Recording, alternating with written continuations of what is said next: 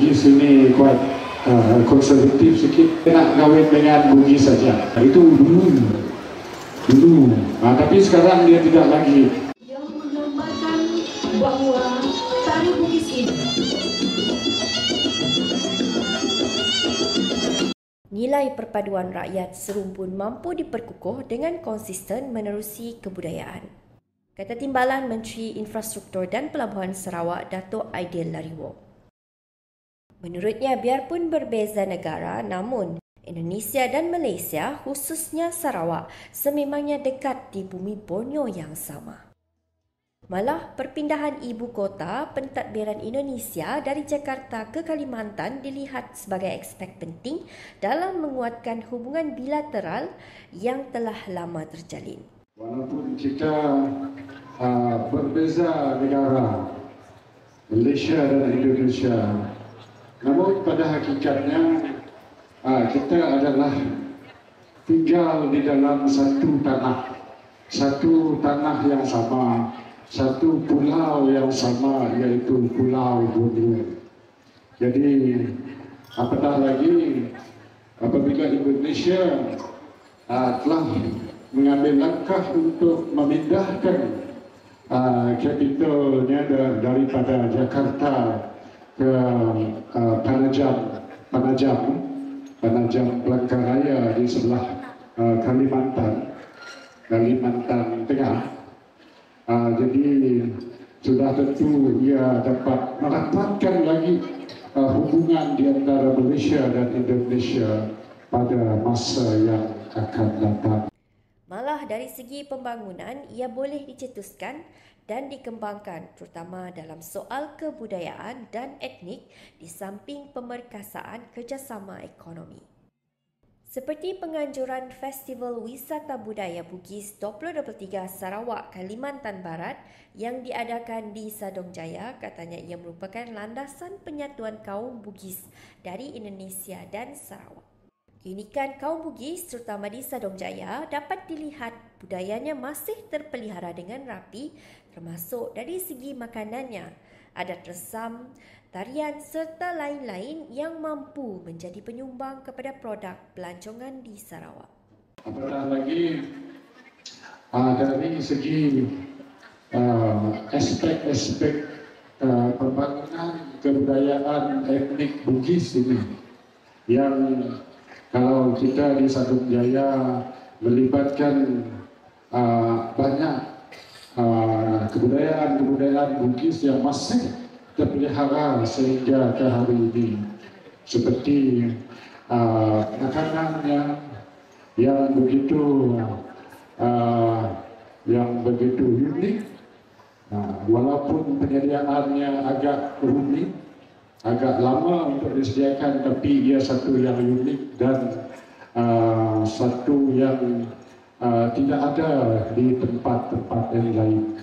Dan juga kebudayaan lain kaum Bugis seperti tariannya yang mungkin akan dipersembahkan lagi selepas ini, dan juga adat-adat nikah kawinnya yang dapat kita perhatikan, yang saya ingat ia cukup berbeza sekali, cukup unik sekali, dan mungkin dapat kita ketengahkan lagi sebagai satu lagi produk pelancongan yang dapat kita bawa untuk menarik lagi ramai orang ke kawasan kita. Menelusuri sejarah kedatangan Bugis ke Malaysia yang bermula di Semenanjung yang dimulakan oleh 5 bersaudara iaitu Daeng Marewah, Daeng Menambun, Daeng Celak, Daeng Perani dan Daeng Kemasi. Manakala di Sarawak, kebanyakannya menetap di lembangan Batang Sadong, Sarike, Bintulu dan Miri yang telah berada di negeri sejak ribuan tahun dahulu. Justru dalam meraihkan keunikan dan kepelbagaian etnik di Sarawak, nilai perpaduan antara rakyat yang berbilang kaum dan agama itu sentiasa menjadi tunjang utama. Di dalam kita meraihkan kepelbagaian kaum etnik ini, maka sudah tentulah kita hidup di dalam kerukunan, keharmonian, aman damai, sama-sama dapat bekerja dengan kaum lain, sama-sama dapat membantu dengan kaum lain dalam kita membangunkan kampung kita ini. Dan sudah tentunya pada masa ini, kalau dulu-dulu mungkin orang Bugis ini kuat konservatif sedikit. Kalau orang Bugis, dia nak kawin dengan Bugis saja. Itu dulu. Tapi sekarang dia tidak lagi. Orang Bugis sekarang yang kita tengok di Sarawak, di kawasan Sadong, dia sudah kawin dengan Iban, dia sudah kawin dengan Cina, dia sudah kawin dengan Melayu, dia sudah kawin dengan Jawa, dan sebagainya. Ia secara tidak langsung telah menjadikan kaum Bugis lebih moden, selari dengan peredaran zaman serta adaptasi sosial yang lebih terbuka demi kemajuan bersama. Beliau berkata demikian ketika berucap sempena Festival Wisata Budaya Bugis 2023 Sarawak, Kalimantan Barat di panggung udara Sadong Jaya di sini pada Jumaat. Sementara itu, bagi Nur Hamizah Muhammad Yunus, penganjuran festival kebudayaan itu ternyata memberi impak yang positif kepada komuniti berketurunan Bugis di Sarawak, khususnya Sadong Jaya.